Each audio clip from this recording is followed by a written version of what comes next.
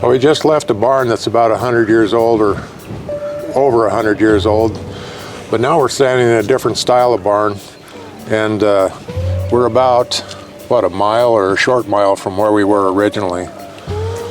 So where are we now? This is our slat barn. Yeah, for cattle. Slat barn for cattle. Okay, so let's go in and you can tell us what's going on here.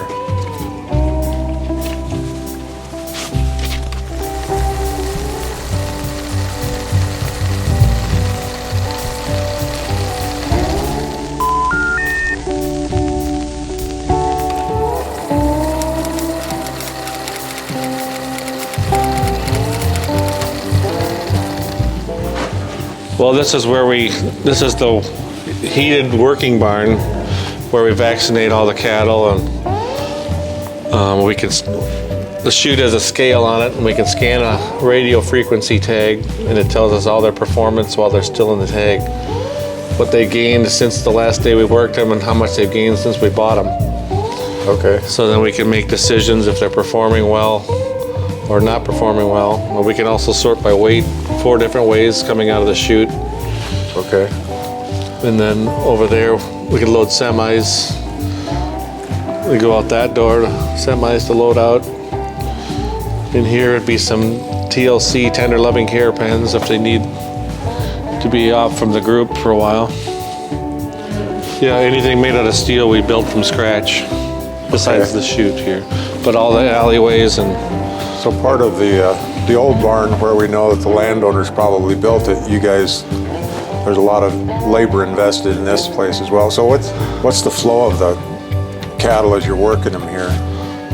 Well, if you come back here, they're adjustable for width and height. Yeah, and then they walk past these, it falls behind their tailhead so they can't back up as they go under it. And this can be lowered down for smaller cattle. They can go way down. Or then we can just bigger with widen them back out.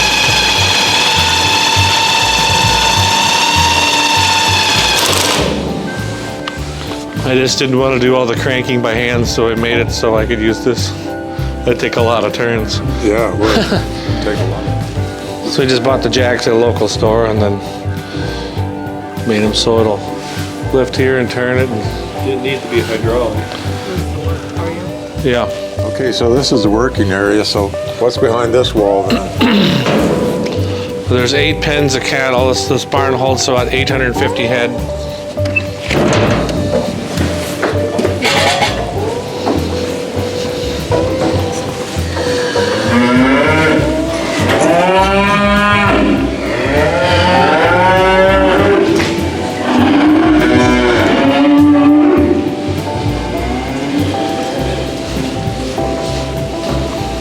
So what's the overall dimensions of this building? It smells better down here.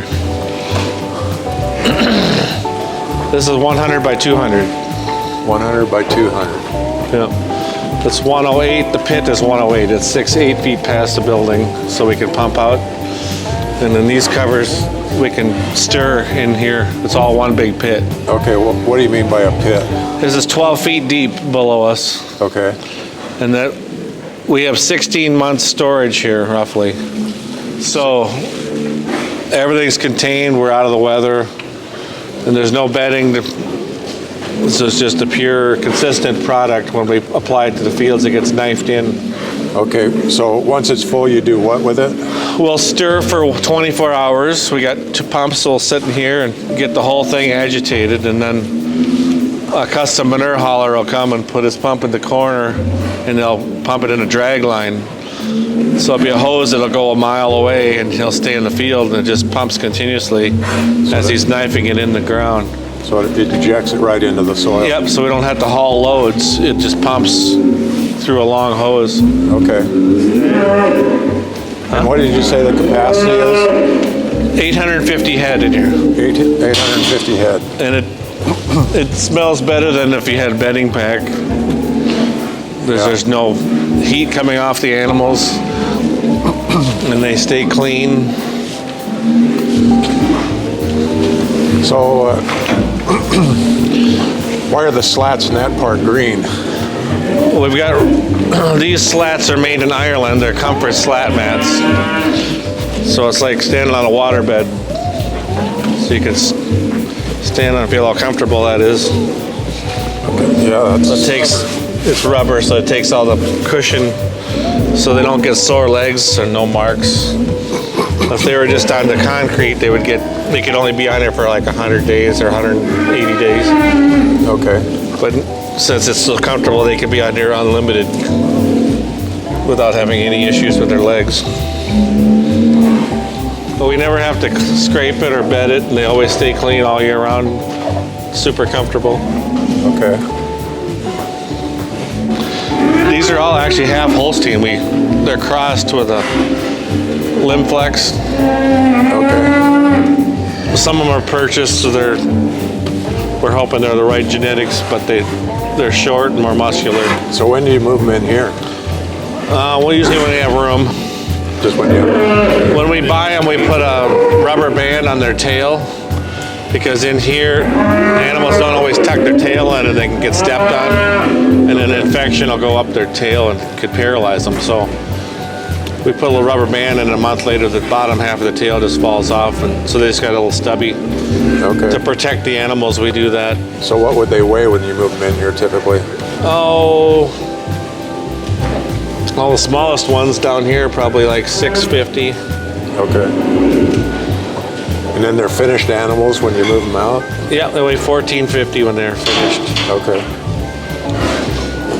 So what's this alleyway for? So we drive the truck TMR down and deliver to each pen, turn around and come back. So there's 8 pens. Here's the number 2. Okay. And then 3 and 4. So they get measured amount of feed fed once a day. Okay. Very little roughage. It's cracked corn and distillers bypassed product from ethanol plant. And Okay. liquid protein also. So I noticed up here on the roof that there's no ridge cap. What's the reason for that? Because the flow will come like this and go straight up. Creates a chimney effect. So there's curtains on the side. Yeah, there's 12-foot curtains on both sides. We can adjust the top one individually or the bottom 2/3 separately. So do you do that manually or? These electric switches, we can do it manually, Okay. but they're not automatic. But just move the switch and it'll adjust the curtains the whole length. Okay. So it's actually a chimney effect Okay. to go up and out. Yep. We're in Minnesota, so it gets cold up here. So does it ever get bitter cold inside here? Or? No, we just close the curtains, and it's still a vent above that 10-inch eave. Up in the eaves, there's probably a 10-inch opening. Okay. Even if you shut the curtains all the way, there's still air flowing up through Okay. to get rid of the fog. But we like to keep the south side cracked open a little bit, otherwise it gets too tight. There's too much fog in here. Okay. So it'll keep it nice and clear. But closed the upper curtains for years. Mm-hmm. Just the bottom ones. That keeps the draft off the cattle. So that barn was 100 plus years old. How old is this one? 2015 we built it. 2015. So cattle came in December of 15 we did this side. Okay. In January we got the rubber on that side and filled this side. January 16. So I understand it was quite a process putting all that rubber on those slats. Yeah, we had 20 of us did this in about 8-9 hours, and the second time we did it in about 4 hours. So we had a better system. Then we knew what we were doing. Yeah, must have learned something. Yeah, but it was really cold. It was 0 degrees when we did this side. So do you ever have any trouble with them coming off? We are now after 6 years. They're coming. Are they? Okay. So what do you call yourself? Foundation Feeders is our farm name. Okay. And because we custom fed dairy heifers and purebred beef bulls, that is the foundation of the herd. It has to be built right to make it last. And also, Jesus Christ is the foundation of our family and our farm and our business. So we feel anything that's worth having has to have a good foundation, and that's how it all ties together. Exactly. So kind of to back up, then do you have a cow-calf herd, or where do you get these animals to start with? We have a cow-calf herd, but these animals, we used to feed Holstein steers, but then we just, to add value, we bought a Limflex bull, which is a quarter Angus, 3/4 Limousin from Wolf Limousin. And because the packers didn't want to buy Holsteins because of the shape of the ribeye, so we came up with a bull as a terminal cross to fix that ribeye problem. So we bought a bull that has a small frame and is in the top 3% of the breed for ribeye size. So we fixed that issue in one cross. We call it a terminal cross because the offspring are going right to slaughter, so there's no repeat breeding. So you only get one chance to fix it. Okay. So that's why we call it a terminal cross. I see. And so we could see we took off about 8-10 inches of height frame, so you have less maintenance to feed a big Holstein with a big frame. Right. And then you see how thick they are and the muscle over the top. Like this animal here. You just take a picture of his top, it's just square compared to a Holstein breed. And you look at his brisket, how he fills out. A fat Holstein will yield maybe 60.5% at the slaughterhouse. These will yield 63.5%. A lot more meat to bone ratio. So say that again. What a Holstein? A really good fed Holstein will grade 60 to 60.5% yield, and these will have done 63.5%. Okay. So 3% more yield, more meat, more muscle. That's a little margin that makes a lot of difference. Oh, a big difference. Yeah, this is probably the fattest ones in the barn here. These ones are going to be gone pretty soon. You can see how thick they are. Makes your mouth water when you look at them. Exactly. Okay, so then over here we got Holsteins. Yeah, you look at how massive that is compared. So originally, this is all you had, right? Is that All what you were those, saying? yeah. They were all Holsteins, like that. Now these are half Holsteins, but look at the influence we did in the genetics in one cross. It's tremendous. Yeah. The improvement in one cross from that to that. That's why getting the right bull makes a big difference. We get feed one time a day, so one person can manage this whole barn in about 45 minutes to an hour a day. You don't have to bed them or scrape them or clean them. We haul them in earth 2 days a year in the fall, 3 days a year in the fall. One time. So you empty this whole thing out in 3 days? Yeah. We stir for 1 day and pump out for 2 days. Okay. And then it's done. Well, we've transitioned from about 120 years from farming with horses, basically, horse stalls and the barn that we looked at earlier, to this. And as Ron was just saying, the labor savings was incredible. This couldn't been done 100 years ago, not even close. And the animals are very comfortable. Yes. Yeah. They're about 3 weeks to a month, and they'll be totally done. But you get a shot of their brisket. That's a shot where they get close to done on the tops. Dark. Yeah. And their chest, when their stance gets wide as the brisket gets full, their stance will come out. Then their tail head will fill in the back. And they get flat across the top.